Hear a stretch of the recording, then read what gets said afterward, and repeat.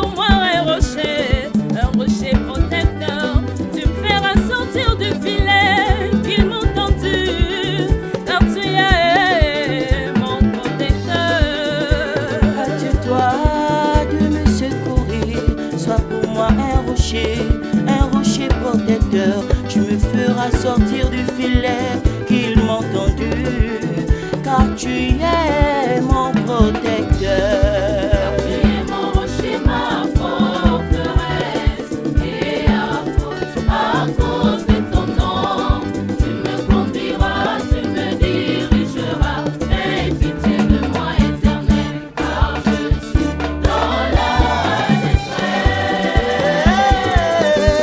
Tu es mon rocher, ma forteresse, et à cause de ton nom, tu me conduiras, tu me dirigeras. Aie pitié de moi, Éternel, car je suis dans la détresse.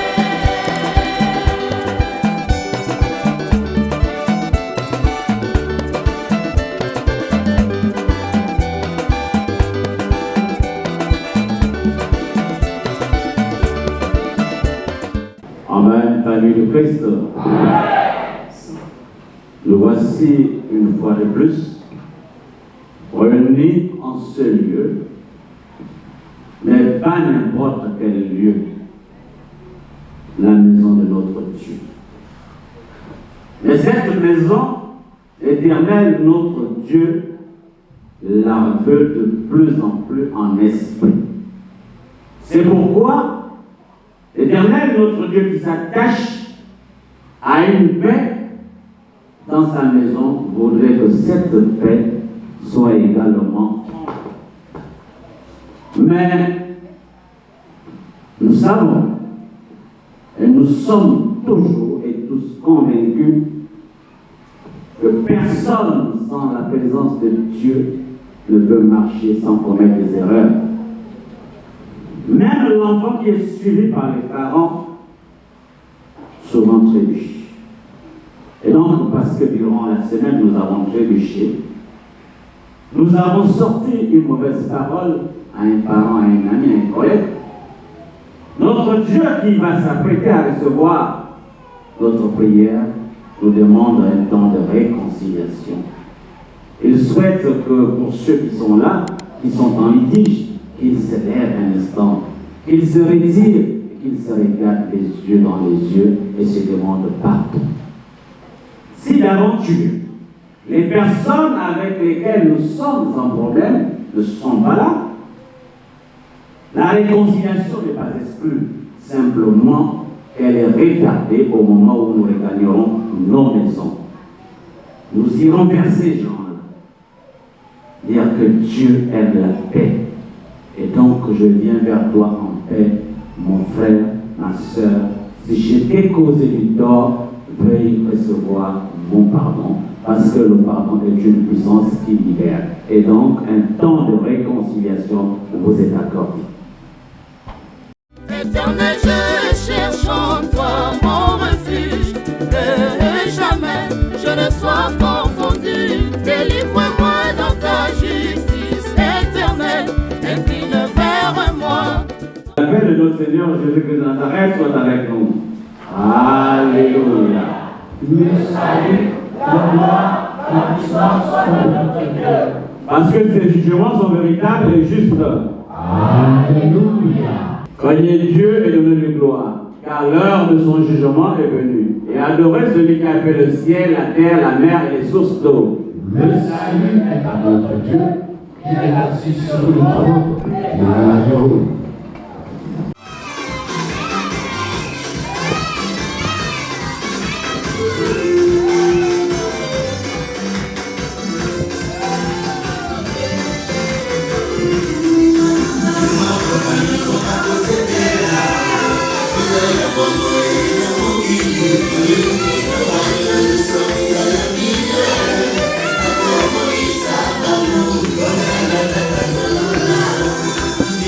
Thank you.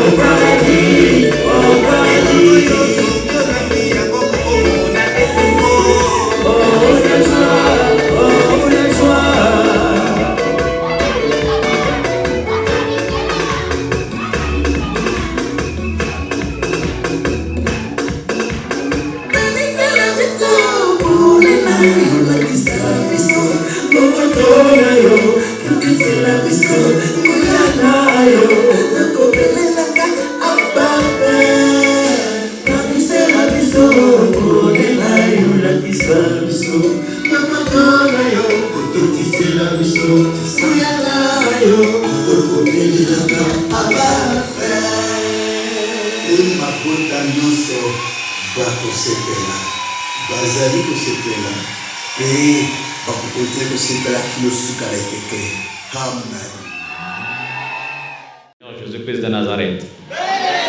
Oui, c'est en Dieu que mon âme se confie. De lui vient mon salut. Oui, c'est lui qui est mon rocher, mon salut, ma haute retraite. Je ne chancellerai guère. Amen, peuple de Dieu. Amen, famille de Christ.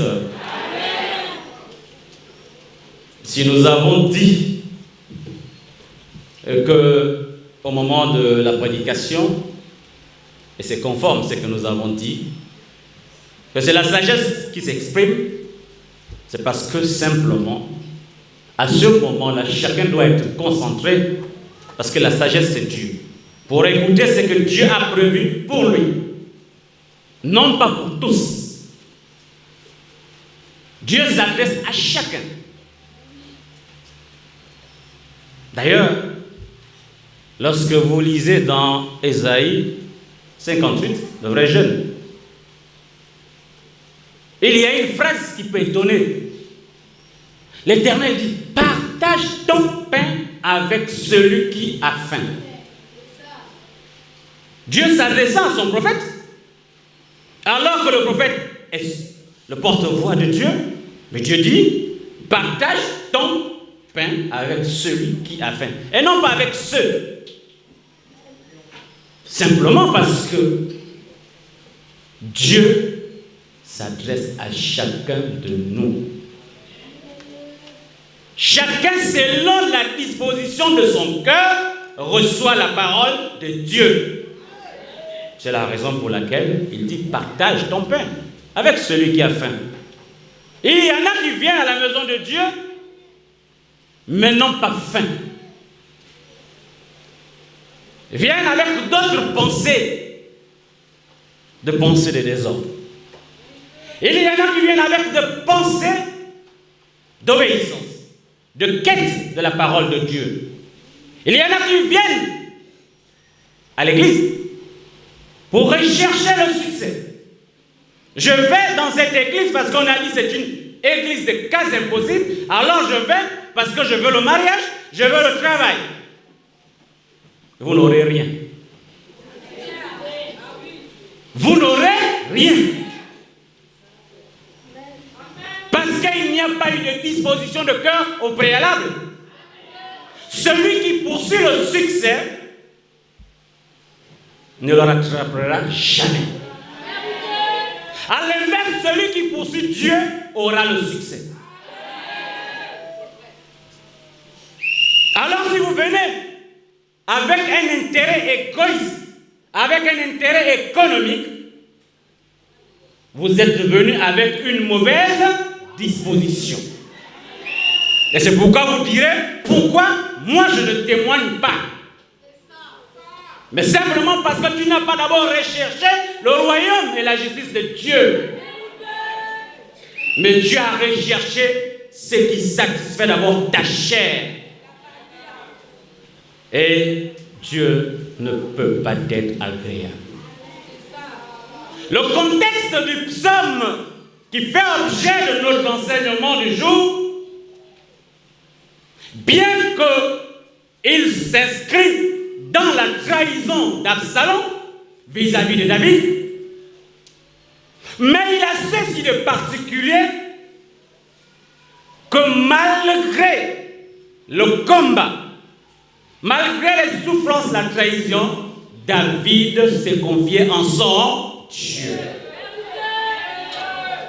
Quelle que soit la blessure, la douleur, la gravité du problème que David pouvait avoir, il se confiait en...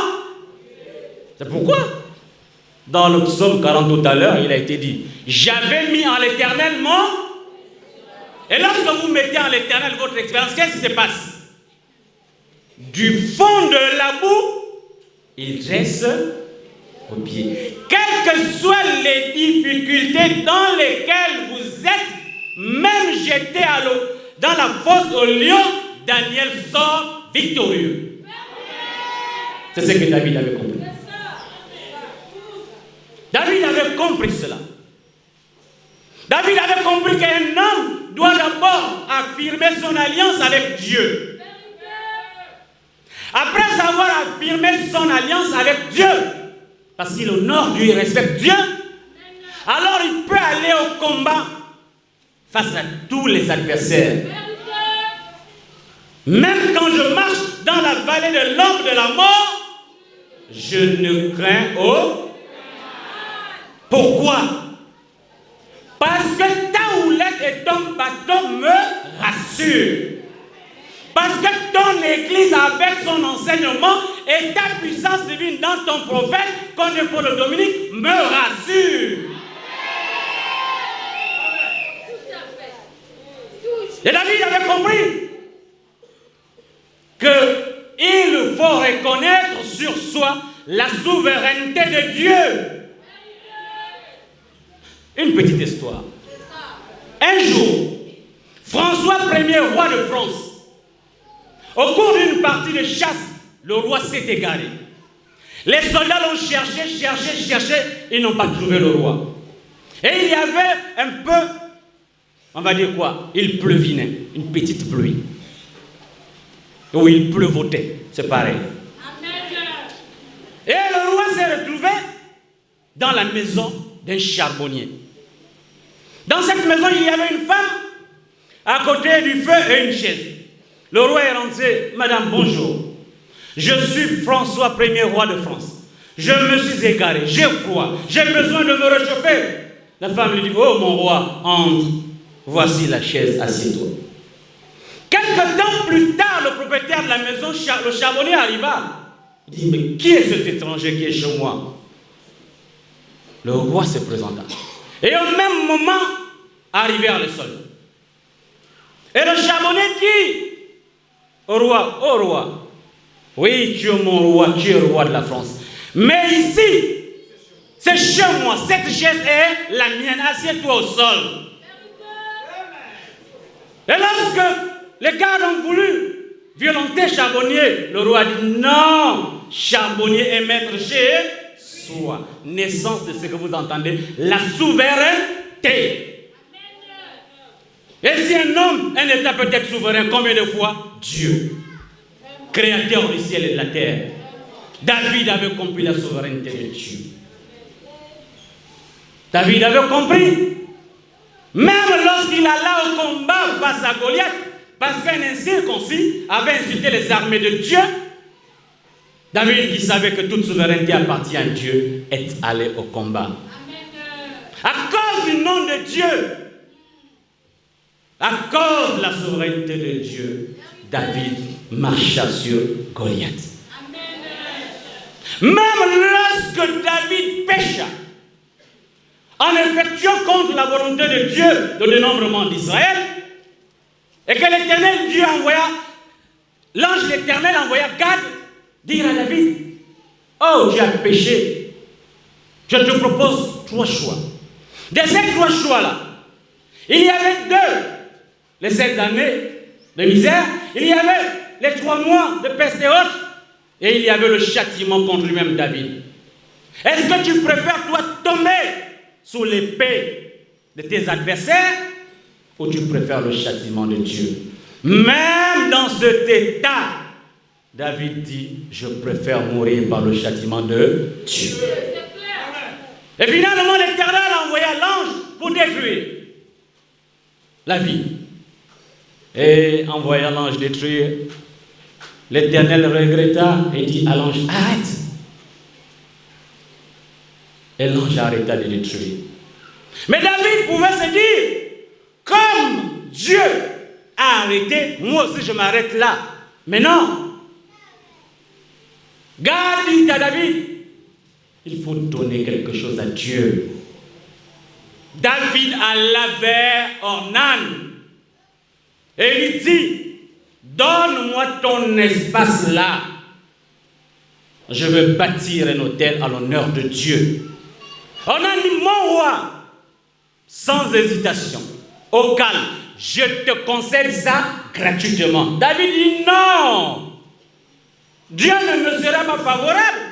Si je offre à Dieu gratuitement ce qui t'appartient, tu dois me vendre ça. Amen, peuple de Dieu. Ce qui fut fait. Et on y mit des holocaustes comme l'Éternel l'avait dit à Aaron et à ses enfants. De toujours brûler des holocaustes. Matin et nuit. Et le feu descendu du ciel pour brûler. Mais toi, ton holocauste là, il brûle toujours. Parce que si c'est que tu as fait pendant les actions de grâce, c'est déjà consumé. C'est ça là que David avait dit. C'est déjà consumé. Le feu doit toujours brûler. Ça veut dire la présence de Dieu doit toujours être manifeste en toi. Et par conséquent, il faut toujours offrir à Dieu quelque chose. La bonne attitude. Une pensée bien disposée. La participation à l'œuvre de Dieu. Et souvenez-vous, ou tenez-vous bien, c'est sur ce même endroit, parce que Dieu est fidèle, que plus tard, Salomon va bâtir le temple. Qui va servir à l'adoration de Dieu. Et parce que vous aurez consumer continuellement le mal qui est en vous, en l'offrant à Dieu par des sacrifices agréables, Dieu fera de votre corps le temple du Saint-Esprit. Si nos corps ne sont pas le temple du Saint-Esprit, c'est parce qu'il n'y a plus rien d'intéressant, il n'y a plus rien d'agréable à Dieu. Parce que nous passons le temps à poursuivre le succès. Papa, nous avons déjà eu, nous tous là, ces expériences-là. Nous tous. Sauf celui qui n'a jamais essayé. Mais tous ceux qui ont essayé ont connu ça. Tu suis une femme, tu mets de l'argent. Plus tu mets de l'argent, elle s'éloigne. Parce qu'elle ne vaut aucune assurance. Tu fais ci, tu fais ça, elle s'éloigne. Les sages là, ils connaissent. Ils ont plus d'expérience. Tu te dis, mais qu'est-ce qui se passe? Mais le jour où cette femme va venir à l'église, va se rendre compte que, oh, mais le papa là est un chrétien. Il suit Dieu, elle te suivra. Parce que là, elle aura compris que tu crains Dieu et donc tu portes en toi des valeurs divines. Or, là-bas, tu portais les valeurs du show, les valeurs du godet. Là-bas, c'était offrir les casiers pour être vu des hommes. Mais là, elle va maintenant voir que voici un homme qui offre à Dieu des holocaustes. Et donc, je serai garanti d'être à ses côtés. Et c'est la raison pour laquelle l'apôtre Paul nous dira plus tard, ou dira aux gens de son temps, mais comme la Bible s'actualise toujours, donc nous dira, en nous appelant, frères, mes bien-aimés, on va faire l'économie de ce qu'il a dit, mes bien-aimés, n'arrêtez pas de faire le bien. Soyez fermes et attachés dans votre bien. Parce que le bien que vous faites dans la maison de Dieu ne sera pas en vain. Le Seigneur en tiendra compte. Et du fond de la boue, il vous relèvera. Famille du Christ, Amen. La Nouvelle Jérusalem, Amen.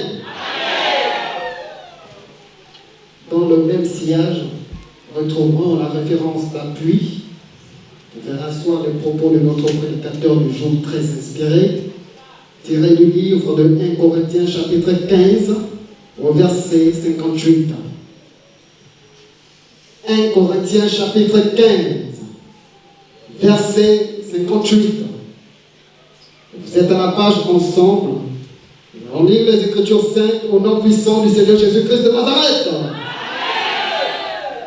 Ainsi, mes frères bien-aimés, soyez fermes, inébranlables, travaillant de mieux en mieux à l'œuvre du Seigneur, sachant que votre travail ne sera pas vain dans le Seigneur. Nous reprenons pour une meilleure bonne audition. 1 Corinthiens chapitre 15 au verset 58. Ainsi, mes frères bien-aimés, soyez fermes, inébranlables, travaillant de mieux en mieux à l'œuvre du Seigneur, sachant que votre travail ne sera pas vain dans le Seigneur. Amen. Livre d'Amen. Décembre 22. Amen.